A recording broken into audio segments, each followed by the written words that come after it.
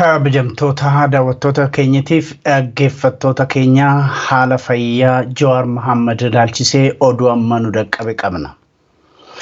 Xiinxalaan siyaasaa Jawar Muhammad mana hidhaa keessatti hedduu dhukkubsachaa jiraachuu maatiin isaa OMN itti himan. Maatiin Jawar Muhammad Jawar dubbisuu yeroo dhaqanitti nu waliin dubbachuu hin dandeenye jedhan. Fuullisaa dhidhiitee jiras jedhan. Dhaabbateen wajjin haasa'uuf yaalus sababa ijaajjuu yookaan dhaabbachuu dadhabee fi ofirra gadi taa'ee jedhan maatiinsaa. Nutis rifannee sababa isaa warra mana hidhaa kana eeganii irraa qorachuu yaalus itti milkoofnee jedhan maatiin Jawar Muhammad. Maatiin Jawar Muhammad kaleessaaf eengadda Jawar Muhammad fayyaa guutuu akka qabu dubbatu. Maatiin Jawar Muhammad har'aa sababa maaliitiin fayyaansaa akka akkas ta'ee baruu hin dandeenye jedhan. Maatiin isaa yookiin maatiin Jawar Muhammad yaada nuu kennaniiru akka itti dhiyaata. Ani obboleettii Jawar Muhammad obboleessa fayyaa kaleessa qaama keessan dhukkubaa jechaa ture. Arrammoo akka maleetti hammaatee fuulli isaa dhiitee jira.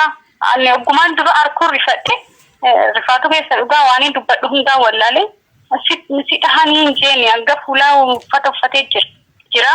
Maali si dhahanii jennaan lakkinan dhoyinee na dhukkubaa jira jedhee jechuma tanaa gaafii hangaa fadheef deebisaa inni naa kennuuf hangam dadhabee sagalee takka baafata. Bakka fuula qaama waan takka dhiitee jira akka malee dhukkubee jira. Miilaan oguu nyaata nurraa fudhatee achi deemu akka lafarra harkisaa deemaa miila kaafachuu hin danda'u dadhabee nama bakka qaamni hedduu dhibamee laafatti tokko ta'ee jira hedduu dadhabee jira wanti jiru hedduu nama sodaachisaa kaleessa na dhukkuba jaa garuu humaa dhiitoyni kun hin jiru kaleef dheengaddaaf keessi koo gaarii miti xiqqoo na dhukkubaa jira jaa arra garuu ka addaati fuulli kun nama sodaachisa gulaaltu dhiitee jira.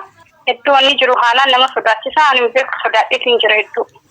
Mana yaalaa hanga ammaa deemeen jiru doktora mana yaalaa hin geeffamne doktora ofii isaatiif qabullee galchuuf hin dandeenye gaafii irra deddeebi'ee gaafatee ture ilaa ammaatti hin galchinee fi ka isaaniitiin illee hin yaalamne hanga ammaa osoo yaalan argatiin daranutti hammaatu jirti. Inuma ani maaliin shakka waa nyaachisuun oolan namni fuulli isaa akkatti ni dhiita'u waasumma wayiiti malee nama summi waan summeessa wayiitu jira malee akkana fuulli ni dhiita'u.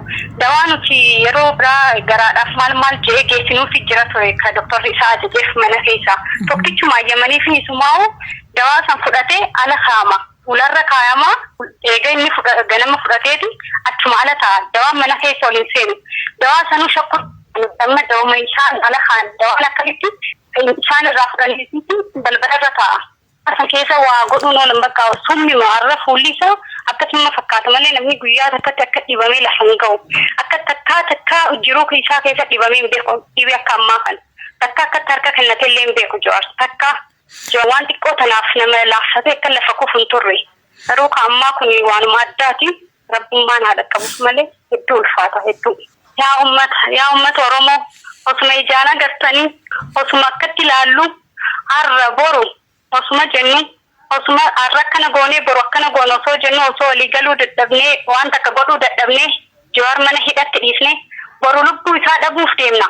Gaafa san immoo mootummaan silaa kanuma beeytanii akkana ta'e sababa akkanaatiin akkana ta'e jechuuf deema. Hanga lubbuun isa dhabnu callifna. Yaa ummata Oromoo taa'a. Inni kan akkanan turre siniif inni akkanan turre ummata isaatiif akka malee dhaabbataa ture ni beeytanii kanaaf sinitti himu. Yaa ummata keenya lubbuun isa dhabuu enna. Ummata nu dhaqqabaaf inni sin abdatee rabbi biyya galee. Maaliif jal'iftan? Maaliif jal'iftanii ilaaltan? Maaliif teeysan? Please kaa kanumaan jaa.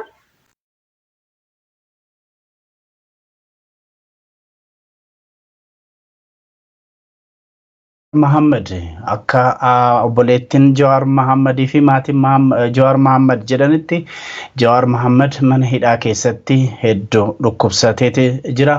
Sirriitti dubbachuu hin dandeenye, dhaabbachuu hin dandeenye, fuulli isaa dhidhiitateeti jira, hedduu dhukkubsateeti jira jedhu maatiin Egaa uummanni Oromoos Jawaarii fi akka qaqqabuudha maatiin yookiin obboleettiinsaa kan dubbatte.